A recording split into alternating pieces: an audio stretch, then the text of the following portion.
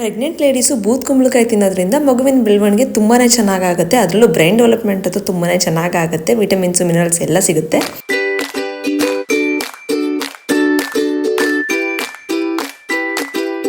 Hello everyone, welcome back to my YouTube channel. Friends, ಇವತ್ತು ನಾನು ಬೂದ್ ಕುಂಬಳಕಾಯಿ ಮಜ್ಜಿಗೆ ಹುಳಿನ ನಿಮ್ಮೊಟ್ಟಿಗೆ ನಾನು ಶೇರ್ ಮಾಡ್ತಾ ಇದ್ದೀನಿ. ಸೊ ಅದರಲ್ಲೂ ಪ್ರೆಗ್ನೆಂಟ್ ಲೇಡೀಸು ಬೂದ್ ಕುಂಬಳಕಾಯಿ ತಿನ್ನೋದ್ರಿಂದ ತುಂಬಾ ಯೂಸಸ್ ಇದೆ. ಸೊ ಏನೆಲ್ಲ ಯೂಸಸ್ ಅಂತ ನಾನು ಇವತ್ತಿನ ವ್ಲಾಗಲ್ಲಿ ನಾನು ನಿಮ್ಮ ಹತ್ರ ಶೇರ್ ಮಾಡ್ತಾ ಇದ್ದೀನಿ. ಸೊ ಇವನ್ ನಾನು ಕೂಡ ಪ್ರೆಗ್ನೆಂಟು.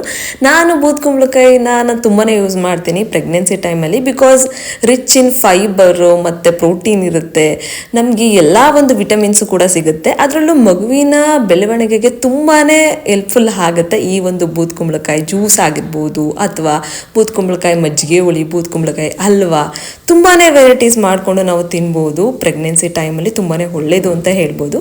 ನೋಡಿ, ಸಣ್ಣದಾಗಿ ಹಚ್ಚಿಟ್ಕೊಂಡಿದ್ದೀನಿ. ಏನೆಲ್ಲ ಇಂಗ್ರೀಡಿಯೆಂಟ್ಸ್ನ ತೊಗೊಂಡಿದ್ದೀನಿ ಅಂತ ತೋರಿಸ್ತಾ ಇದ್ದೀನಿ. ಕಾಯಿ ತುರಿ, ಜೀರಿಗೆ, ಹಸಿರು ಮೆಣಸಿಕಾಯಿ ಮತ್ತು ಕಡಲೆಕಾಳನ್ನ ನೆನೆಸಿಟ್ಕೊಂಡಿದ್ದೀನಿ. ಸೊ ನೋಡಿ, ನೆಕ್ಸ್ಟ್ ನಾನು ಒಗ್ಗರಣೆಗೂ ಕೂಡ ರೆಡಿ ಮಾಡ್ಕೊಂಡಿದ್ದೀನಿ. ಸಾಸಿವೆ, ಹಿಂಗು, ಒಣಮೆಣಸಿನ್ಕಾಯಿ, ಕರಿಬೇವಿನ ಸೊಪ್ಪು ಎಲ್ಲನೂ ರೆಡಿ ಮಾಡಿ ಇಟ್ಕೊಂಡಿದ್ದೀನಿ. ಮತ್ತು 1 ಕಪ್ ಕರ್ಡ್ ತೊಗೊಂಡಿದ್ದೀನಿ, 1/4 ಲೀಟ್ರು ಮೊಸರು ತೊಗೊಂಡಿದ್ದೀನಿ. ನಾನು ಅರ್ಧ ಬೂದ್ ಕುಂಬಳಕಾಯಿನ ಕಟ್ ಮಾಡಿ ರೆಡಿ ಮಾಡಿ ಇಟ್ಕೊಂಡಿದ್ದೀನಿ.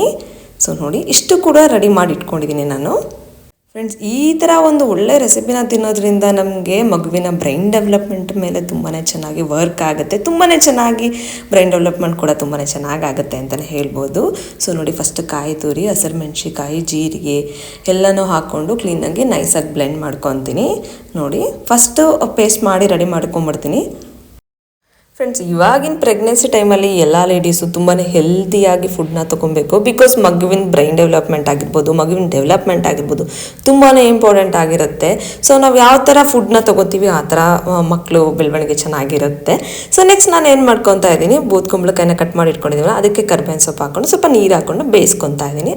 ಮತ್ತು ಜೊತೆಗೆ ಅರಿಶಿನ ಮತ್ತು ಉಪ್ಪು ಕೂಡ ಹಾಕ್ಕೊಂಡು ಸ್ವಲ್ಪ ಬಾಯ್ಲ್ ಮಾಡ್ಕೊತೀನಿ. ಅದು ಆ ಒಂದು ಬೂದ್ ಕುಂಬಳಕಾಯಿ ಚೆನ್ನಾಗಿ ಬೇಯೋ ಥರ ಸ್ವಲ್ಪ 1 5 to 10 minutes ಬೇಯಿಸ್ಕೊಂಡ್ರೆ ಬೇಗನೆ ಬೆಂದ್ಬಿಡುತ್ತೆ ಅಂತಲೇ ಹೇಳ್ಬೋದು. ನೋಡಿ ಯಾವ ಥರ ಇರುತ್ತೆ ಅಂತ, ಆರಾಮಾಗಿ ಬೇಯಿಸ್ಕೊಬೋದು, ಬೇಗನೆ ಬೇಯುತ್ತೆ. ಅದಾದ ನಂತರ ಮಸಾಲೆ ರೆಡಿಯಾಗಿದೆ. ನೋಡಿ, ತುಂಬಾ ಈಸಿ, ತುಂಬಾ ಟೇಸ್ಟಿಯಾಗಿ ಕೂಡ ಇರುತ್ತೆ. ನೆಕ್ಸ್ಟ್ ಅದಕ್ಕೆ ನಾವೇನು ಮಾಡ್ತೀವಿ, ಬೇಯಿಸ್ಕೊಂಡು 5 to 10 minutes ಬೇಯಿಸಾದ್ಮೇಲೆ ನಾವು ಮಸಾಲೆನ ಹಾಕೊತೀವಿ. ಅದಾದ ನಂತರ ಸ್ವಲ್ಪ ಮಸಾಲೆ ಎಲ್ಲ ಬೆಂದ ಮೇಲೆ, ಹಸಿ ವಾಸನೆ ಹೋದ್ಮೇಲೆ ನಾವು ಲಾಸ್ಟ್ 5 minutes ಇರುವಾಗ ಆ ಒಂದು ಕರ್ಡ್ನ ಹಾಕೊತೀವಿ. ಕರ್ಡ್ ಅಂದರೆ ಜಾಸ್ತಿ ತಿಕ್ಕಾಗಿರ್ಬೋದು, ಸ್ವಲ್ಪ ನೀರು ಹಾಕೊಂಡು ಡೈಲ್ಯೂಟ್ ಮಾಡ್ಕೊಂಡು ಹಾಕೊಬೇಕು. ನೆಕ್ಸ್ಟ್ ಒಗ್ಗರಣೆಗೆ ಹಾಕೊತಾ ಇದ್ದೀನಿ. ನೋಡಿ, ಒಗ್ಗರಣೆಗೆ ಎಣ್ಣೆ, ಸಾಸಿವೆ, ಕರಿಬೇವಿನ ಸೊಪ್ಪು, ಹಿಂಗು ಮತ್ತು ಒಣಮೆಣಸಿನ್ಕಾಯಿ ಇಷ್ಟು ಹಾಕ್ಕೊಂಡು ನಾನು ಒಗ್ಗರಣೆಗೆ ಹಾಕ್ಕೊಂಡೆ.